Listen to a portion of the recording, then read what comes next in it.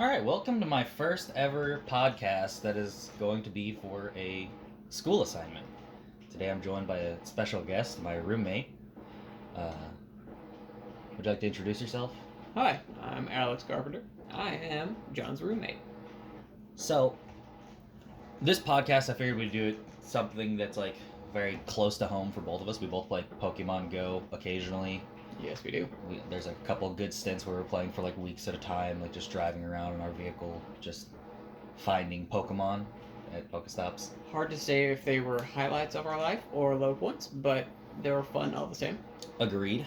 And one thing specific that I want to bring up about Pokemon Go, just right at the start, is the fact that like Pokemon Go had such a huge impact on like the economy as a whole. Yeah, for sure.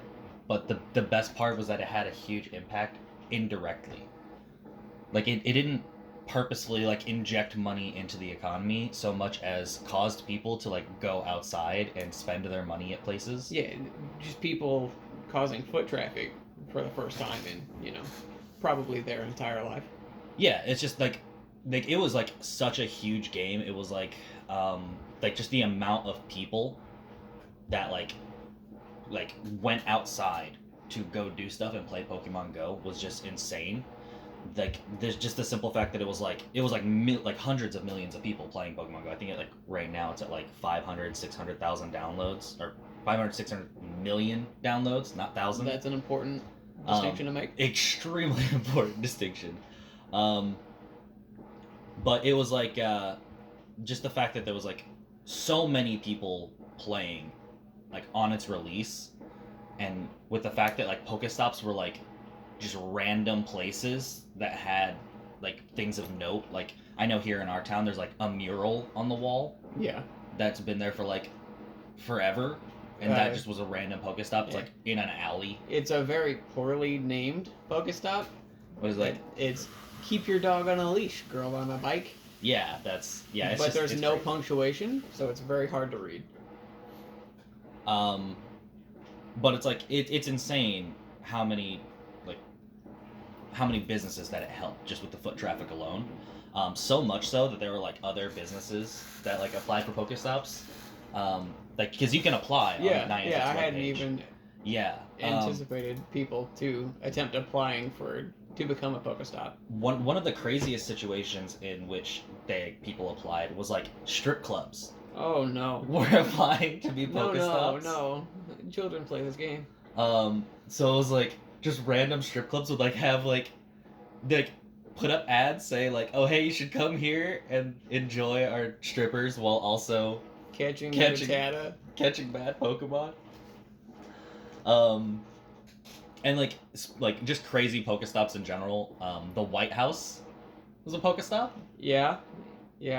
That did that one ever how long did it take for that one to get taken down? I don't know if it actually ever did get taken down. Oh no. I think it actually still a Pokemon gym, but like the Secret Service like had to like turn people away at the White House because people were like, oh, there's Pokemon gathering in there, and like I want to go in there and get them. Makes sense. Because it's just like having a bunch of random people at the White House is really weird. What's like the weirdest Pokestop that you've ever heard of? The DMZ, the Korean Demilitarized Zone, definitely up there for me. So the DMZ in Korea was a Pokestop. It's like it's literally a place. It's a mile stretch of land that is nothing, filled with like just automated turrets and like armed guards on both sides. Yeah, essentially, it was the gate in South Korea was a Pokestop for some reason. The game that they had prior to Pokemon Go, Niantic, the company that has Pokemon Go, their prior game used a bunch of landmarks and historical sites like that. So that's why locations like the White House or the DMZ got listed as Pokemon stops, because they were just using their old hardware. That's actually really funny. But back to the whole like small businesses getting a huge boost from it. So I looked up on a website called businessnewsdaily.com, and reputable.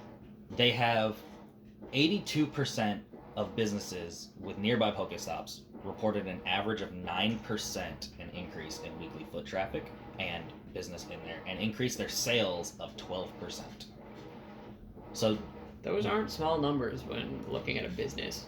yeah, like that's insane. Like the fact that their average like weekly gross, also listed on this website, was increased by more than $2,000 per business if they were near a Pokestop. Not just like a Pokestop, but just near one.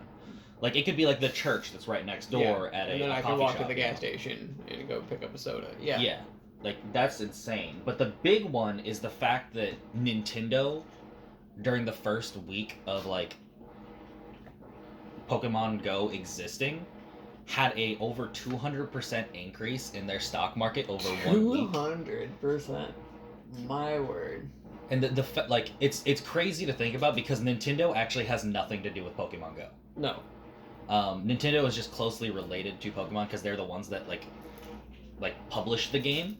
Like they're the ones that are like, hey, you can use our platform, put it on these cartridges, blah blah blah. We take a certain like percentage, and like Nintendo does own a portion of Niantic, which is the people who produce Pokemon Go, and then also a portion of the Pokemon Company, but they directly themselves do not gain anything from Pokemon Go except for the fact that people inherently mistook Pokemon as just a Nintendo thing and just gain notoriety. Yeah, they just got a bunch of stock, which is crazy because Nintendo was actually at the time in 2016, whenever Pokemon Go came out, Nintendo was actually like seeing a drop in their stock prices. Yeah, they were plummeting. Like, they were plummeting hard their because hardware was not selling. Yeah. So just that bump from Pokemon Go existing, like, just increased their stocks like crazy. And then like Nintendo had to actually publish a PSA basically to tell them, hey, we aren't Niantic and we don't own Pokemon. Like, we only have a small share in these companies. Like, putting your stock in us doesn't really do anything. Thank you for it, though. Yeah, they were like, thank you, but it's not like we didn't have anything to do with making the game. Yeah. And immediately their stock just tanked after that. Which I feel like is not the right path for the people to have taken. It's like, oh, we're taking our stock back away from Nintendo. Even though they knew that the Pokemon game, or Pokemon Go, was as big as it was.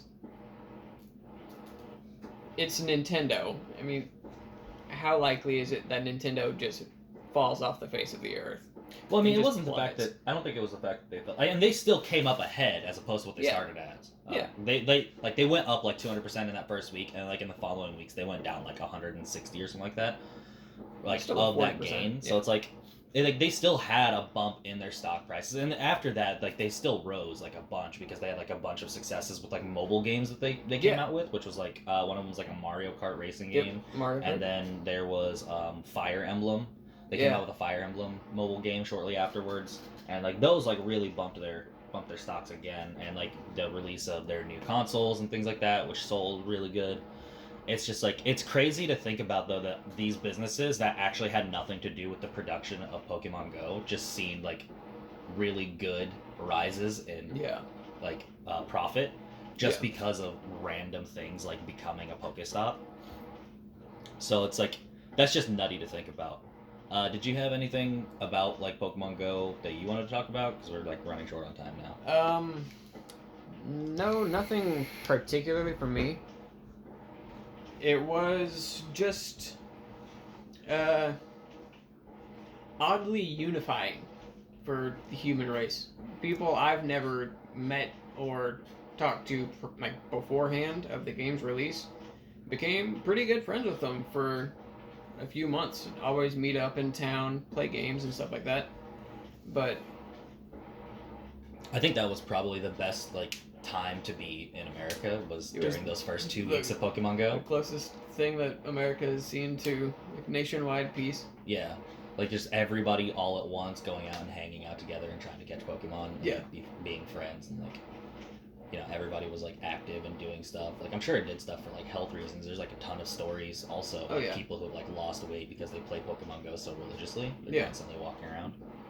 But I mean, other than that, I think that was probably the best time to live in America was when Pokemon Go released for those short couple weeks where everyone was playing. For the maximum of 4 months. Yeah. Yeah. Well, I think that does it for the podcast. And with that, we will say thank you for your time. Thank you. Have a good day.